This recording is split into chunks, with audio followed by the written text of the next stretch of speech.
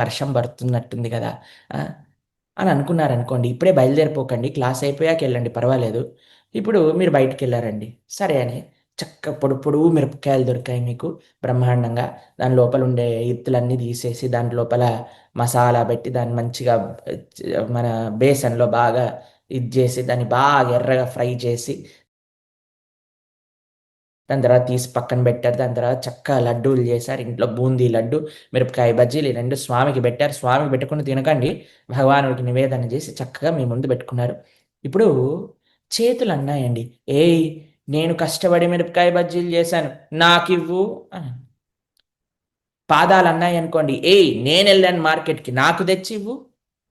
నేత్రములు అన్నాయి అనుకోండి, నేను చూశాను అవి కాలిందా లేవా అని నాకివ్వు అని అన్నావు అనుకో, సరే అయ్యా నేత్రములారా కళ్ళు మీకు కావాలా అని చేతిలో పట్టుకొని ఆయనతో మిరపకాయ బజ్జీని కళ్ళల్లో పెట్టామనుకోండి, ఏమవుద్దండి? ఎలా అయినా ఎంజాయ్ చేయగలుగుతామా అండి మనం? చేతికి పెట్టడం, పాదాలకు పెట్టడం, బుర్రలో పెట్టడం, కళ్ళల్లో పెట్టడం, చెవులో పెట్టడం, ముక్కులో పెట్టడం, ఇలాంటివి చేస్తే ఏమన్నా అవుతుందా అండి? ఏం చేయాలండి? అందరూ పనిచేసి పాదాలెళ్ళి తీసుకొచ్చి చేతులతో చేసి నేత్రములతో చూసి బుద్ధితో ఆలోచన చేసి అన్నీ చేసి ఏం చేయాలి? ఇవేవి తీసుకోవాట ఏం చేయాలి? కడుపులో వేయాలి. ఈ పొట్టగాడికి ఏమైనా సంబంధం ఉండండి? ఏం లేదు, వాడు లోపల కూర్చొని హాయిగా ఉన్నాడు. కానీ మీకు ఒక విషయం తెలుసా అండి? ఆకలి వేస్తే కదండి మనం ఇవన్నీ చేసింది. కాబట్టి అన్ని ఇంద్రియములు కలిసి ఎప్పుడైతే పొట్టలో వేస్తే అన్ని ఇంద్రియములకి శక్తి ఎలా వస్తుందో, అందరము సనాతన ధర్మంలో నిజంగా చెప్పాలంటే మానవులందరూ కలిసి ఎప్పుడైతే భగవానుడి యొక్క సేవ చేస్తారో మనం అందరం బాగుంటాం. కాబట్టి మనందరం కలిసి భగవానుడి యొక్క సేవ చేసినప్పుడు ఏమవుతుందట? అది మనకి చాలా ముఖ్యమైనది. ఫస్ట్ అందరం భగవత్ ప్రీతి అర్థం.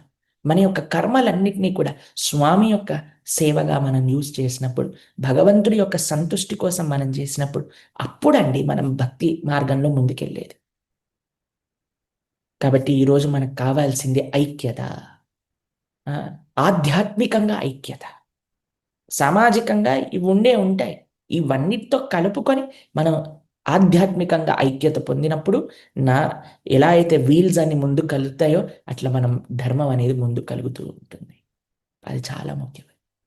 కాబట్టి మూడు మూడు స్టెప్స్ ఉన్నాయండి మనం భక్తి మార్గాన్ని పొందడానికి. ఒకటి, మనము స్వాభావికమైన కర్మలను భగవత్ ప్రీత్యర్థము స్వామికి సమర్పణ చేయటం. దాని తర్వాత రెండవది బ్రహ్మభూత స్థితిని పొందటం. దాని తర్వాత భగవంతుడి యొక్క శుద్ధ భక్తిని మనము పొందటము. ఒకసారి 54వ శ్లోకం చదువుదాం, దాని యొక్క అర్థం తెలుసుకుందాం. బ్రహ్మభూత ప్రసన్నాత్మా న శోచతి న కాంక్షతి సమః సర్వేషు భూతేషు మద్భక్తిం లభతే పరాం. ఆ విధంగా దివ్యంగా నెలకొన్నవాడు శీఘ్రమే పరబ్రహ్మానుభూతిని పొంది పూర్తిగా ఆనందమయుడవుతాడు.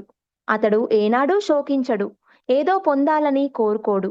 అతడు ప్రతి జీవుని పట్ల సమభావమును కలిగి ఉంటాడు. ఆ స్థితిలోనే అతడు నా విశుద్ధ భక్తియుత సేవను పొందుతాడు. శ్లోకం అలానే స్క్రీన్ పైన మనం చూస్తూ ఉంటాము. దీంట్లో స్టేజెస్ ఉన్నాయండి. ఎలా? బ్రహ్మభూత ప్రసన్నాత్మ నచోచతి నకాంక్షతి సమస్సర్వేషు భూతేషు. తర్వాత మద్భక్తిం లభతే పరం.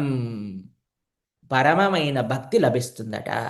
ఫస్ట్ ఏంటండి? ఫస్ట్ బ్రహ్మభూత స్థితి, ఎన్నడూ శోకించకుండా, ఏది ఇవి వెంపర్లాట, వస్తువుల పట్ల వెంపర్లాట లేకుండా, సమసర్వేషు భూతేషు, చూడండి జాగ్రత్తగా, అన్ని జీవుల పట్ల సమభావం కలిగిన వాడు, ఏ హింస లేకుండా, ఎవరిని హింస పెట్టకుండా ఉన్నవాడికి లాస్ట్కి ఏమవుతుందట?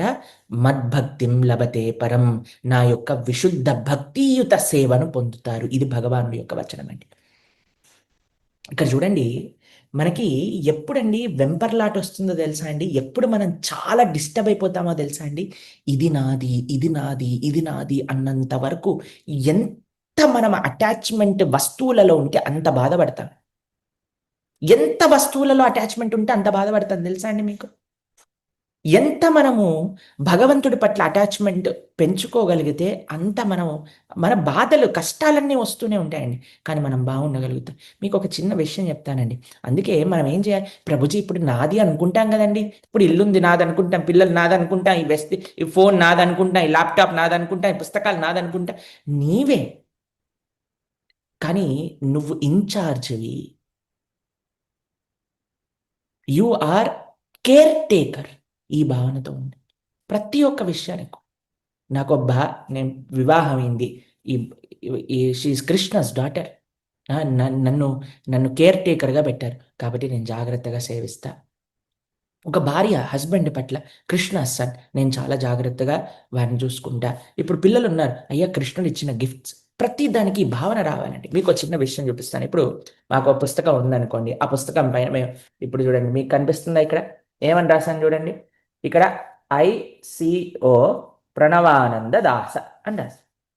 కాబట్టి ICO ఇది అన్ని వస్తువుల పట్ల రాసుకుంటామండి. దేనిపైన అయితే రాయొచ్చు, కొన్ని విషయాల పట్ల రాయలేము, కానీ ఆ భావన ఉంటుంది, భగవంతుడా ఇది నీది అని.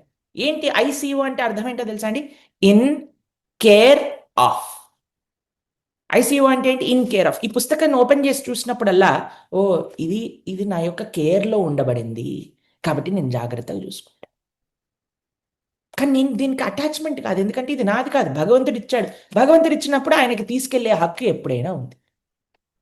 ఇప్పుడు చూడండి, ఒకళ్ళు మన ఇంటికి వచ్చారండి, వచ్చి అయ్యా మేము తిరుపతి వెళ్తున్నామండి, ఒక ఒక 7 రోజులు కొద్దిగా మా ఇల్లుని చూసుకుంటారా మీరు, కొద్దిగా ఆ లోపల దేవుడు ఉన్నాడండి, కొద్దిగా దీపం పెట్టండి, తులసి చెట్టు ఉందండి ఎండిపోతుంది, కొద్దిగా మీరు నీళ్లు పోసారనుకోండి బాగుంటుందండి అని అన్నాం అనుకోండి. తప్పకుండా అమ్మా, తప్పకుండా చూస్తాము, మీరు మీరు మా కీస్ ఇచ్చి వెళ్ళండి, నేను చక్కగా చూసుకుంటాను అని కీస్ తీసుకున్నారండి. తీసుకున్నాక ఏం చేశారో తెలుసా అండి, రోజు ఓపెన్ చేస్తున్నారు, చక్కగా లోపలికి వెళ్ళి ఊడుస్తున్నారు, పూజ రూమ్ దీపం పెడుతున్నారు, దేవుడికి పువ్వు పెడుతున్నారు, ఒక తులసి పత్రాన్ని పెడుతున్నారు, తులసమ్మకి నీళ్లు పోసి తులసమ్మ దగ్గర దీపం పెడుతున్నారండి. 7 రోజులు అయింది. ఒకరోజు వచ్చారు, వచ్చి పాలు కూడా వస్తాయండి, పాలు ఫ్రిడ్జ్లో పెట్టండి, కొద్దిగా కాగబెట్టి పెట్టండి, మేము వచ్చే ఒక ముందు రోజు కొద్దిగా పిల్లవాళ్ళకి పాలు కావాలి. సరే అన్నీ చేశారండి, చక్కగా పాలు తెచ్చారు, కాగబెట్టారు, ఇంట్లో పెట్టారు. వాళ్ళు వచ్చారు, చాలా బాగైందండి దర్శనం, అసలు స్వామి ఎంత కటాక్షించారో, ఎంత బాగా చేశారో, చాలా బాగైంది దర్శనం, మా కీస్ ఇస్తారండి, కొద్దిగా మేము లోపలికి వెళ్తాం. ఇవ్వం. ఎందుకండి?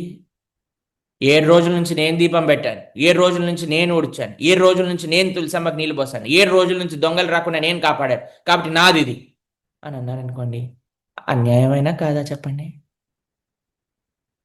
కాబట్టి ఒక విషయం గుర్తుపెట్టుకోండి, భగవంతుడు ఇచ్చిన వస్తువులన్నీ కూడా ఆయన ఇచ్చినవి అని మనం బాధ్యతాయుతంగా, ఇప్పుడు మీరేమంటారు, ఏ పక్కింటి ఆంటీ కీస్ ఇచ్చింది నాన్న జాగ్రత్తగా పెట్టు, మన కీస్ ఎక్కడ పెట్టినా పర్వాలేదు, వాళ్ళ కీస్ జాగ్రత్తగా పెట్టు అని చెప్తాం. ఎందుకంటే వేరే వాళ్ళది మన దగ్గర ఉన్నప్పుడు చాలా జాగ్రత్తగా చూసుకుంటాం, అవునా కాదా అండి? అలా మన జీవితంలో ఉండే ప్రతి వస్తువుని మనం అంత జాగ్రత్తగా చూసుకుంటా, మన శరీరాన్ని జాగ్రత్తగా